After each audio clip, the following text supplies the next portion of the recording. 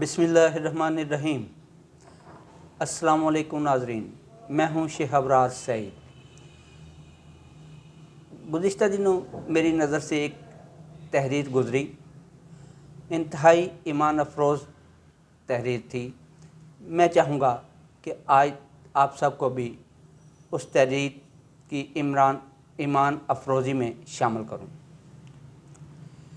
ہوا کچھ یوں کہ ایک دفعہ ایک ٹیچر اپنی کلاس روم میں بچوں کو تعلیم دینے میں مشغول تھا کہ اچانک اس کے ذہن میں کوئی بات آئی اور اس نے اپنے اسٹوڈنٹس سے ون بائی ون یہ پوچھنا شروع کر دیا کہ بیٹا آپ بڑے ہو کر کیا بننا چاہتے ہو، کون سے پروفیشن میں جانا چاہتے ہو۔ مختلف بچوں نے مختلف پروفیشنز کا ذکر کیا، کسی نے ڈاکٹر بننے کی خواہش کا اظہار کیا، کسی نے انجینئر، کوئی وکیل بننا چاہتا تھا، کوئی بڑا بزنس مین اور کوئی فوج کو جوائن کرنا چاہتا تھا۔ لیکن ایک کونے میں ایک دبلا پتلا سا طالب علم بیٹھا ہوا تھا۔ جب استاد اس کے پاس گئے اور اس سے پوچھا کہ بیٹا آپ کیا بننا چاہتے ہو، تو اس دبلے پتلے سے نوجوان نے ایک عجیب خواہش کا اظہار کیا اور اس نے بولا جی میں بڑا ہو کر نور الدین زنگی بننا چاہتا ہوں۔ ان الفاظ کا سننا تھا کہ استاد محترم حیران بھی ہوئے اور خوش بھی ہوئے۔ ان کے جسم میں ایک لرزہ طاری ہوا اور وہ یہ سوچنے پہ مجبور ہو گئے کہ اس بچے کی تعلیم میں، اس کی بچے کی تربیت کے دوران اس کی ماں نے یقیناً اس سے سلطان نور الدین زنگی کے بارے میں بتایا ہوگا، اور یہ تعلیم، یہ تربیت یقیناً اس بچے کو اس کی ماں کی گود سے ملی ہوگی۔ اس سے قبل کہ میں مزید باتیں کروں، میں سلطان نور الدین زنگی کی تاریخی حیثیت اور ان سے منسوب اس اہم ترین واقعے کا ذکر کر کے آپ کو اس واقعے کی احاطہ میں لانا چاہتا ہوں، جو سن کے آپ یقیناً خوش بھی ہوں گے اور فخر بھی محسوس کریں گے کہ اہل اسلام میں ایسے سلطان بھی آئے۔ ہوا کچھ یوں کہ سلطان نور الدین زنگی، جن کا دارالخلافہ دمشق میں تھا اور وہ پوری سلطنت اسلامیہ پہ کے سلطان تھے، ایک دن انہیں خواب میں نبی کریم صلی اللہ علیہ وآلہ وسلم کی بشارت ہوئی، ان سے ملاقات ہوئی اور خواب میں انہوں نے دیکھا کہ نبی کریم صلی اللہ علیہ وآلہ وسلم فرما رہے ہیں کہ نور الدین مجھے یہ دو آدمی تنگ کر رہے ہیں، اور ساتھ میں ان دو آدمیوں کی شکلیں بھی نور الدین زنگی صاحب کو نظر آئیں۔ آنکھ کھل گئی۔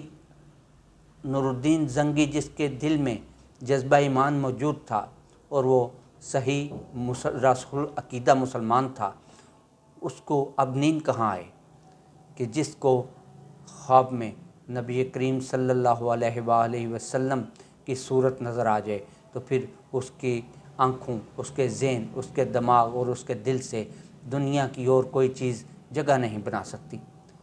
لہٰذا دن چڑھا، وہ سوچنے میں محو ہو گیا کہ یہ کیا اشارہ تھا۔ سوچنے کے بعد، غور کرنے کے بعد اس نے فیصلہ کیا کہ مجھے مدینہ شریف جانا چاہیے اور ادھر جا کے صورت احوال کا صحیح طور پہ اندازہ لگانا چاہیے کہ ہوا کیا، یہ نبی صلی اللہ علیہ وسلم کا یہ اشارہ مجھے کیوں آیا۔ لہٰذا اسی دن اس نے مدینہ کی طرف کوچ کرنے کا ارادہ کیا، اور ان دنوں گھوڑوں پہ، اونٹوں پہ سفر ہوتا تھا، اور دمشق سے مدینہ شریف تک کا سفر کم و بیش 25 دن پہ محیط تھا۔ لیکن سلطان نور الدین زنگی انتہائی برق رفتار سپیڈ سے اپنے سکون اور آرام کا خیال کیے بغیر کم و بیش کو 15 دن میں مدینہ پہنچ گئے۔ مدینہ پہنچ کے انہوں نے حاکم مدینہ کے پاس انہیں یہ حکم دیا کہ آپ ایسا کریں کہ مدینہ کی تمام رعایا کے لیے ایک کھانے کا اہتمام کریں، اور میں اس کھانے میں شامل ہوں گا۔ میں مدینہ کی آبادی کو، ساری کی ساری آبادی کو اپنی نظروں سے دیکھنا چاہتا ہوں۔ लिहाजा उनके हुक्म के मुताबिक एक बहुत बड़े खाने का इंतज़ाम किया गया, जिसमें मदीना की तमाम आबादी को मदऊ कर लिया गया। सुल्तान नूरुद्दीन ज़ंगी एक ख़ास मकाम पे तशरीफ़ रखे बैठे रहे और गौर करते रहे, हर आने जाने वाले का चेहरा देखते रहे और अपनी याददाश्त में जो चेहरे उन्होंने ख्वाब में देखे थे उनको तलाश करते रहे। जब रश कम होने लगा, सारे बंदे, सारी मखलूक जा चुकने लगी, तो सुल्तान परेशान होने लगे कि इनमें से तो कोई भी वो चेहरे मुझे नज़र ही नहीं आए। तब सुल्तान ने हाकिम मदीना से कहा कि कोई बंदा रह तो नहीं गया जो इस दावत में आया नहीं। तो हाकिम मदीना ने अर्ज़ की, सुल्तान, मदीना की आबादी के तमाम लोग इस खाने में शामिल थे, माँ सिवाय 2 दरवेशों के जो किसी और दुनिया से तशरीफ़ लाए हैं, किसी और मुल्क से दूर दराज से तशरीफ़ लाए हैं, और वो सारा दिन अपने घर में अपने कमरे में बैठ के इबादत करते रहते हैं और शाम को बस जन्नतुल बकी में आते हैं और मुसाफिरों को और आने जाने वाले लोगों को पानी पिला के खुश होते हैं। सुल्तान ने फ़ौरन कहा कि मुझे उन दरवेशों से भी मुलाकात करनी है। लिहाजा उनको उन दरवेशों के घर ले जाया गया। घर क्या था, हाली हुली एक झोंपड़ा सा था। 2 दरवेश उधर बैठे हुए थे, सामान भी बराए नाम था। दौरान मुलाकात सुल्तान को शक हुआ कि ये चटाई जो सामने पड़ी है और इस पे कोई भी बैठा हुआ नहीं है, हम एक साइड पे खड़े हैं, और इस चटाई का जो तवाज़न है, जिस तरह ज़मीन पे कोई चटाई बिछाई हो तो वो बराबर होती है, इसका तवाज़न नहीं है। लिहाजा सुल्तान ने उस चटाई को अपनी जगह से हटाने का हुक्म दिया। जब चटाई को हटाया गया तो उसके नीचे अच्छा खासा कुआं नज़र आ रहा था। सुल्तान ने अपने एक मुलाज़म से बोला कि इसके अंदर उतर जाओ। जब वो मुलाज़म अंदर उतर गया और कुछ देर के बाद वापस आया तो उसने बोला, जनाब, ये कुआं नहीं है, ये एक सुरंग है और ये अच्छी खासी लंबी सुरंग है और ये नबी करीम सल्लल्लाहु अलैहि वसल्लम के मकबरा की तरफ जा रही है।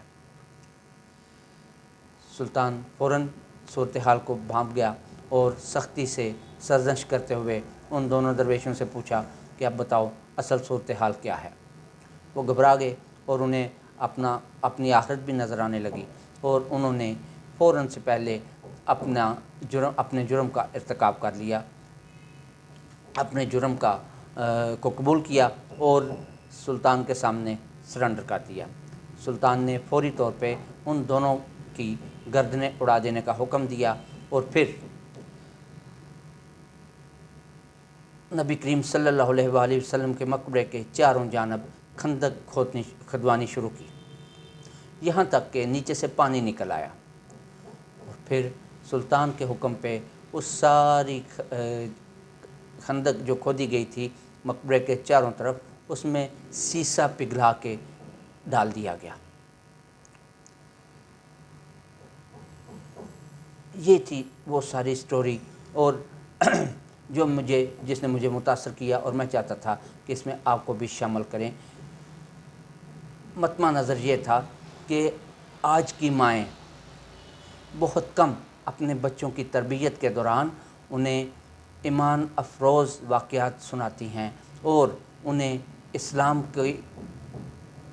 का तारुफ़ कराती हैं ताकि बड़े होके, ताकि अमली ज़िंदगी में शामिल होके वो इस्लाम की इन सुनहरी यादों को अपने दिलो दिमाग में सजाए रखें और नेकी के काम करते हुए, एक्शन से एक्शन बर्ताव करते हुए उनके दिल में, दिमाग में ये बात महव रहे कि हमारा माजी ताबनाक था और हमारा माजी ताबनाक इसलिए था कि उसमें इस तरह के लोग थे जिन्हें बराह रास्त नबी करीम सल्लल्लाहु अलैहि वसल्लम ख्वाब में आके अपने मामलात भी उनसे शेयर करते थे।